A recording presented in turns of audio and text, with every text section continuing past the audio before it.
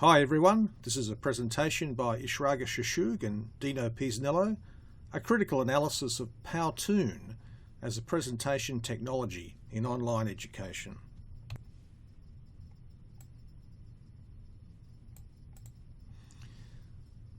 Today's educational institutions exist in a very different world compared with when the schooling system was first created. With the assistance of the World Wide Web, the learning of facts has become so easily accessible that educational institutions are no longer a primary source for such learning. As a direct result of this change in knowledge availability, educators need to strive to move in parallel with learning demands, and educational institutions need to find ways that instill love of learning. That is, a learning to learning notion, as mentioned by Thornburg, in order to succeed. This brings to mind the article by Prensky on digital natives and digital immigrants, where the students are the digital natives and the teachers are the digital immigrants. Computer-based presentations have become the expected standard in teaching, whether at educational institutions or workplace training centres. For over 2 decades, Microsoft PowerPoint has held 95% of the market share in presentation software, mainly due to the lack of credibility in alternative programs, for example, Keynote, Google Presentation and SlideRocket. PowerPoint not only provided a quick and easy way to present ideas, stories and information, it also allowed for the creation of original presentations during a time when the knowledge of computer graphics and imagery was limited. During the early 90s, PowerPoint empowered presenters with a visual tool that embellished their presentation with features such as fading slides, noise inclusion, and pop-up boxes.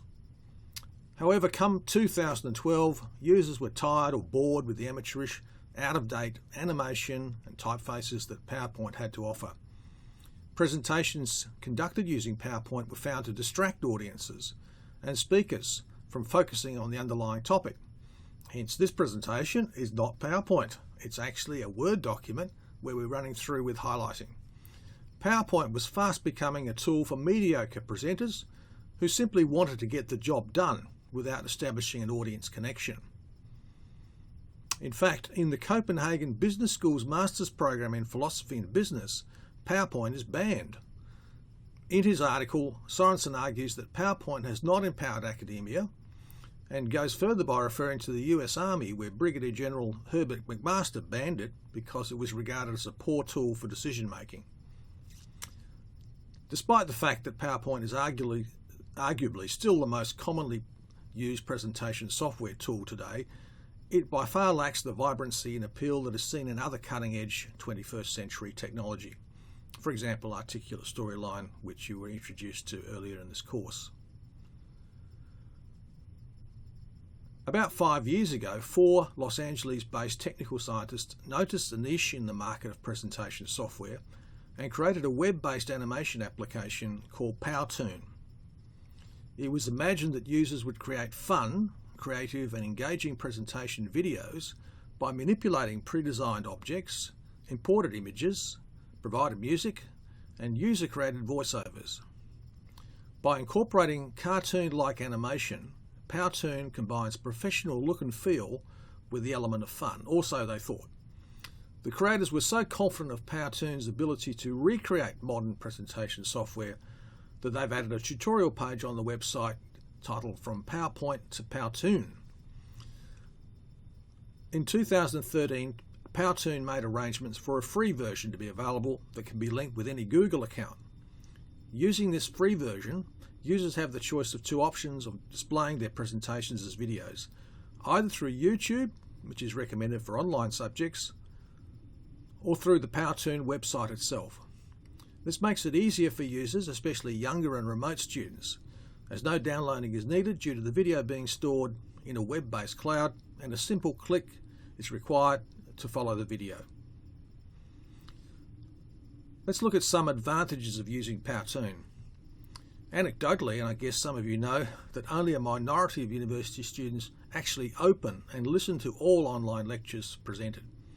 Sections of some online lectures would most likely be skipped due to their tedious nature when compared with primary information sources. Perhaps even this one could be skipped. The use of PowToon in this case would not only encourage learner viewing, but also give students the learning to learn notion described by Thornburg. Students may even be inclined to spend longer hours researching topics presented if provided with fun, comic-like presentations. Some disadvantages: it's best suited for short presentations. Not all presentations are suited for a cartoon video-like arrangement, for example, topics of domestic and sexual abuse in third world countries. Sorensen has argued that new presentation technologies with lots of new features and 3D animation and things like PowToon actually make things worse, unless students can actually effectively engage with the intellectual content. So gee whiz is great, but eventually you need to know. So to give you a feel for PowToon, here's a brief PowToon presentation created by Ishraga.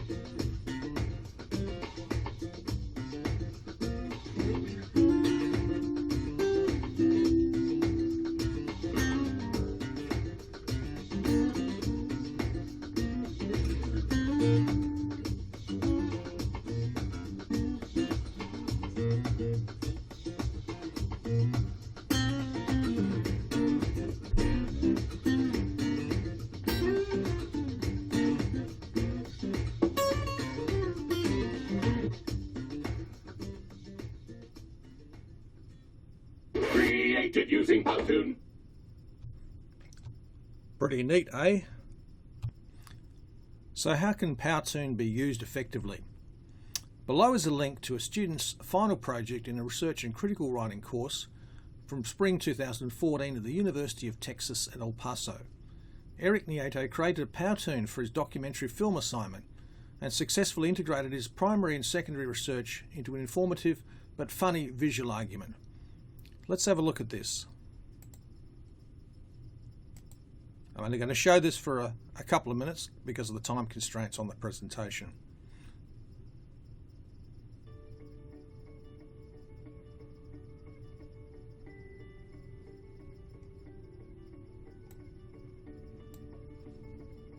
Good afternoon, class. I hope everyone had a relaxing weekend, and even though considering next week are finals, I do have one more topic to discuss with you all about. It's actually pretty interesting, it's a little controversial, so today we are going to be talking about immunizations. Before we go into any detail or begin the bulk of the discussion, I want to give you all some background information on what vaccinations are and how they interact with your body. Oh, and also, throughout this lecture, I'm going to be throwing in a little bit of a history lesson so you all can understand what vaccines were like in the past and what effects they have today. Inside almost every vaccine, there are microorganisms, and these organisms are actually what we are attempting to prevent, such as chickenpox or mumps. The only difference between these diseases is that they are actually weakened or dead versions of the organism.